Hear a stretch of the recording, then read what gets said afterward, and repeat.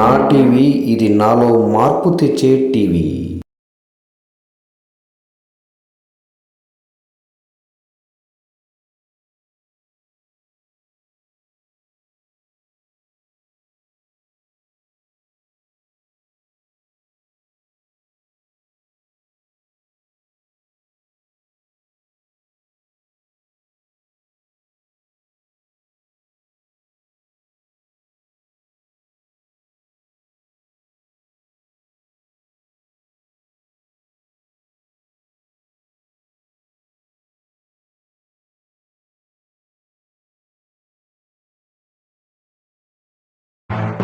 నా టీవీ ఇది నాలో మార్పు తెచ్చే టీవీ.